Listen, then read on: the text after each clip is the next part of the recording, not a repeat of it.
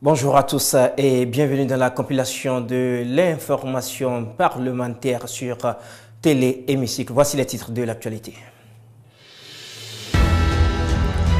Atelier parlementaire d'internalisation et d'échange sur la politique nationale de l'emploi. La question du chômage était au cœur des réflexions menées par les députés.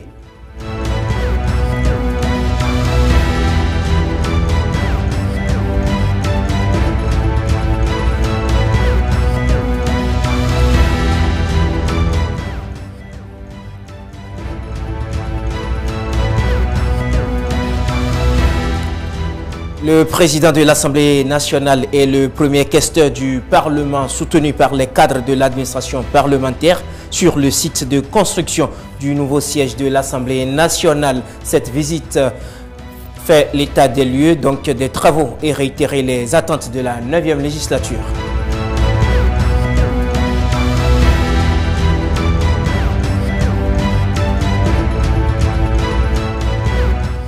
Au menu de la revue de presse ce vendredi, la visite du site de construction du nouveau siège de l'Assemblée nationale par le président Loïc Béounou-Vlavonou et la nomination des membres du comité des rites vaudous.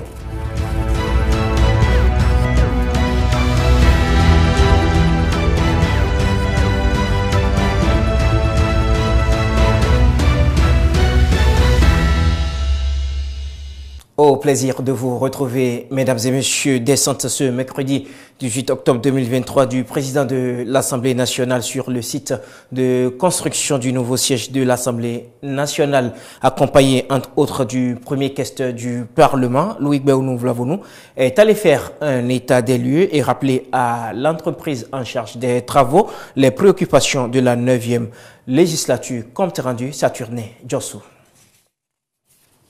Une nouvelle descente du président de l'Assemblée nationale sur ce chantier de construction du nouveau siège de l'institution dont la finition lui tient à cœur. Une visite guidée a permis à Loïc Béounou-Vlavonou et sa délégation de faire un état des lieux au-delà de ce que les chantiers donnent à voir de loin. Chaque compartiment a été visité au plus près, question à l'appui pour se rassurer de la qualité des travaux en cours. Une séance de travail qui a desservi cette visite a permis d'avoir une idée plus globale du niveau du chantier. Pour ce que nous venons de visiter, nous avons un bâtiment principal que vous avez vu, comportant les bureaux des responsables parlementaires.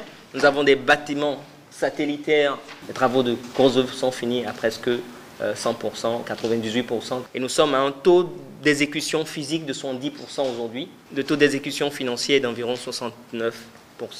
Les grosses œuvres presque achevées, place au reste des travaux. La délégation veut être rassurée sur le délai de livraison du chantier.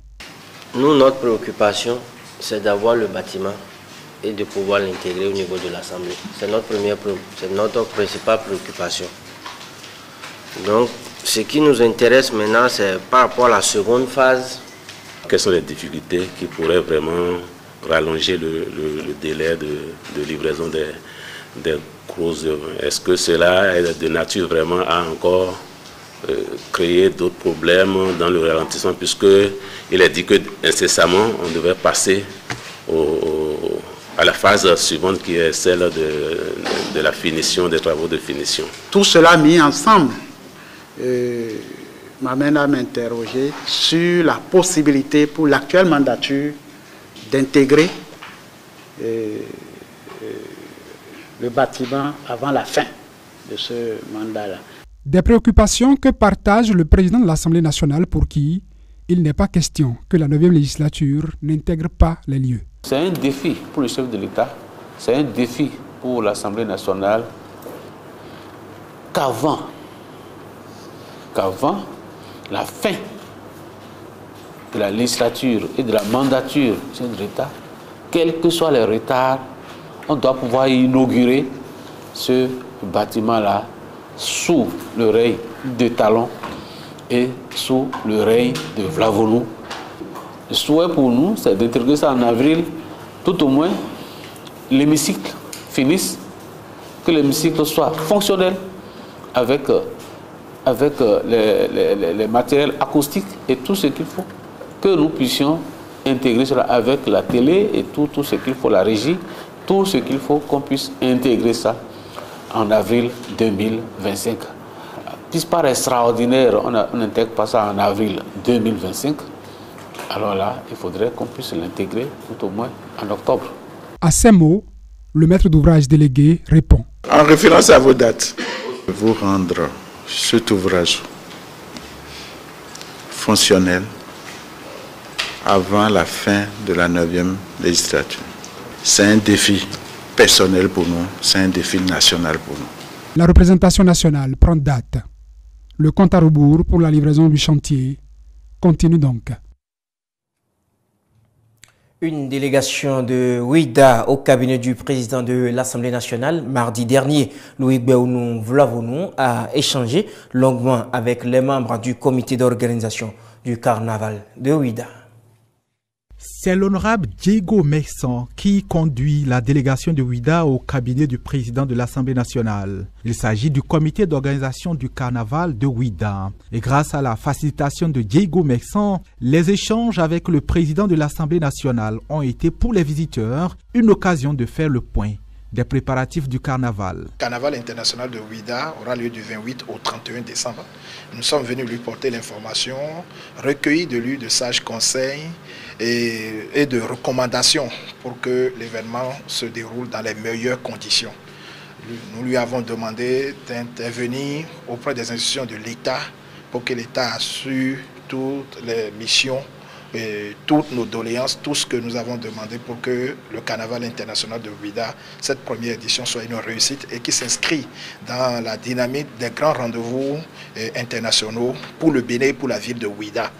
Plusieurs fois contraints de reporter à cause de la Covid-19, les organisateurs ont fait preuve de ténacité, une qualité appréciée par Diego Messon et surtout par le président de l'Assemblée nationale. Il nous a bien accueillis, il nous a donné de sages conseils, il nous a félicité pour l'endurance parce que ça fait 2 ans que l'événement devrait avoir lieu, mais le Covid aidant, nous n'avons pas pu et il a vu que notre jeune équipe dynamique a du cœur à l'œuvre et ce qui devrait être le cas pour toute la jeunesse béninoise. Il nous a beaucoup remercié.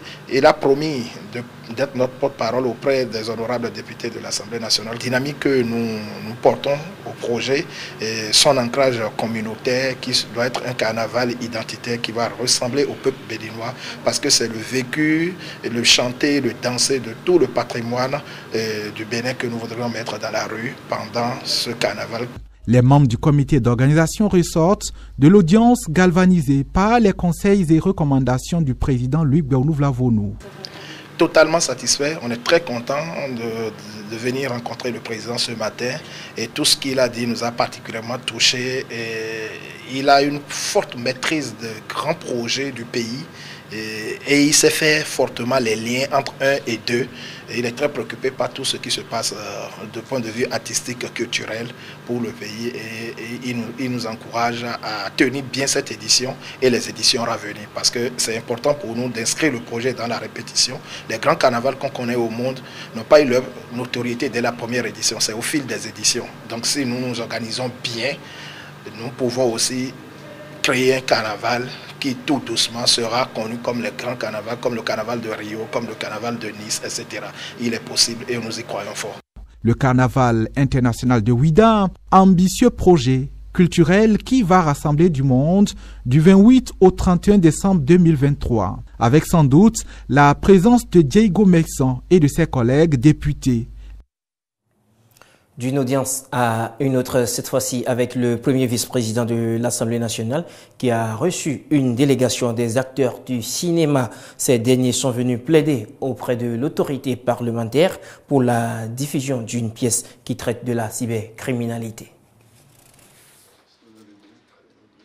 Le directeur fondateur de l'École internationale de théâtre du Bénin et ses collaborateurs ont rencontré ce jeudi 12 octobre 2023 à l'Assemblée nationale le premier vice-président de l'institution. Nous sommes venus rencontrer l'hémicycle de notre pays pour permettre la diffusion d'un spectacle qui nous tient à cœur, comme le sujet tient à cœur à toutes nos populations, au gouvernement, à l'Assemblée nationale. C'est un sujet épineux, c'est celui la cybercriminalité.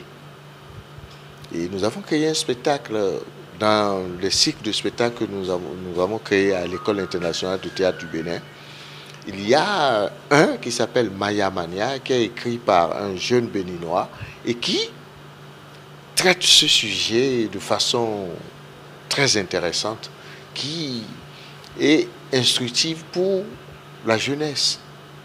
Et c'est pourquoi nous pensons que ce spectacle mérite une large diffusion. Et pour faire une large diffusion, je crois que les gens les plus indiqués, c'est nos députés, pour couvrir ce territoire, le territoire national. Et c'est pourquoi nous voulons montrer ce spectacle-là aux députés pour les convaincre de cette diffusion au niveau national. Nous avons été reçus, on a présenté le projet, l'idée que l'atelier Nomade a eue en m'invitant à faire la mise en scène. Et le résultat que nous avons eu, on a présenté à l'autorité qui a trouvé l'idée très bonne et surtout le thème actuel. Hein, vous savez, c'est actuel et il ne faudrait pas qu'on laisse passer le vent pour qu'on ne sensibilise pas. C'est vrai qu'il faut réprimer, mais en même temps, il faut voir le volet éducatif et social, comment on peut quand même sensibiliser la population béninoise. Cette initiative relative à la diffusion de la pièce La Maya Maya, un voyage dans le monde de la cybercriminalité, a reçu l'adhésion du premier vice-président de l'Assemblée nationale. Ça a été une belle rencontre. Nous allons poursuivre les discussions pour que on puisse venir ici, parce que le vice-président a accepté qu'on puisse faire ce spectacle. La rencontre a pris fin sur une note de satisfaction. Clôture de l'atelier parlementaire d'internalisation et d'échange sur la politique nationale de l'emploi. Pendant 48 heures, les députés ont réfléchi sur les politiques à mettre en œuvre pour améliorer la question du chômage au Bénin. Stéphanie Dekwemandoa, Ben Kevin Achaoui pour le reportage.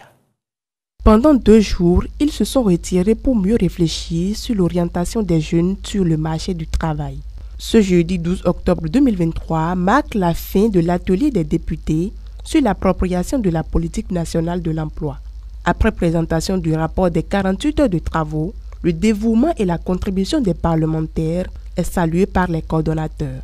Cet atelier nous a permis de toucher du doigt la réalité de l'emploi au Bénin et surtout de découvrir pour ceux qui ne connaissaient pas cette agence ou d'approfondir notre connaissance pour ceux qui la connaissaient de l'Agence nationale pour l'emploi et qui est un dispositif central de promotion de l'emploi au Bénin. Nous sommes impressionnés par l'assiduité, la présence et la vivacité des interventions dont les honorables députés ont fait preuve. Merci pour la richesse des débats et des échanges. Je voudrais me réjouir au nom du directeur général de ce que l'Agence nationale pour l'emploi a de belles perspectives, surtout par rapport à la mobilisation de ressources. Lorsque nous allons dans des ateliers sous-régionaux, nous constatons qu'il y a des pays qui ont souverainisé le financement de l'emploi et qui ne dépendent plus des fluctuations du budget national. J'ose croire qu'avec votre accompagnement, nous sommes en marche vers cet horizon lumineux. L'objectif de cette activité semble être atteint pour le président Louis Gbahou Nouvlavonou avec les différentes recommandations des députés. À cette cérémonie de clôture, il a été représenté par le premier questeur, Djibril Labiou Amandou. C'est avec joie et fierté que je procède au nom du président de l'Assemblée nationale. Je veux nommer M. Louis Gbahou Nouvlavonou à cette cérémonie de clôture. Je suis particulièrement satisfait de la qualité des débats et des conclusions auxquelles nous sommes parvenus. La problématique de l'emploi des jeunes est commune à toutes les économies. C'est une question transversale nécessitant la fédération des énergies, aussi bien du gouvernement, de la société civile que des parlementaires. La deuxième étape de l'atelier est prévue pour le premier trimestre de l'année 2024. Au Maroc, les parlementaires ont repris le chemin de l'Assemblée nationale. La rentrée parlementaire qui a consacré la reprise des plénières dans les deux chambres du royaume a été effectuée vendredi dernier. C'était en présence du roi Mohamed VI. Le point des enjeux de cette session budgétaire avec Latifou Boni. La rentrée parlementaire intervient dans un contexte assez particulier. Ici comme ailleurs, les sessions des derniers trimestres sont consacrées au traditionnel chantier budgétaire, un examen de projet de loi de finances 2024 par les parlementaires des deux chambres qui sera bien particulier. Car en plus des exigences de la reconstruction qu'impose la catastrophe récente, le pays est frappé aussi par les effets d'un contexte régional tendu. Les choix de politique budgétaire conséquents du pays vont dominer les débats dans cette session. Si le Royaume a déjà mis en place un plan de soutien de la reconstruction après le tremblement de terre, la loi de finances permettra d'avoir plus de détails sur les mesures et dispositions prévues par le gouvernement tout au long de l'année prochaine. La nouvelle session parlementaire est également l'occasion de poursuivre le débat sur des réformes stratégiques du Royaume dans un monde en plein bouleversement et une région secouée par la guerre Hamas-Israël. La cérémonie de la rentrée parlementaire vendredi aura été marquée par la présence et le discours du roi Mohamed VI qui a donné des éléments, des grandes orientations, des indices d'attente de l'État vis-à-vis des locataires des deux chambres du Parlement du Royaume chérifien.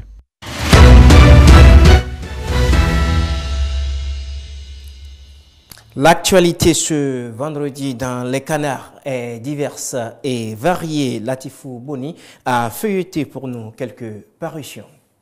Bonjour et bienvenue à la revue de presse. Ce vendredi matin, des quotidiens sont nombreux à revenir sur la construction du nouveau siège de l'Assemblée nationale du Bénin, avec la mention de ces exigences du président Louis Gbagbo sur le respect des délais. La primeur en a fait l'un de ses dossiers du jour, un journal qui revient sur la visite mercredi du président du Parlement sur le site de construction du nouveau siège de l'Assemblée nationale et l'ambiance ainsi que les chiffres à retenir en termes de progression et aussi des délais. On y lit la satisfaction de la délégation parlementaire au sujet des avancées avec nettement des travaux qui évoluent.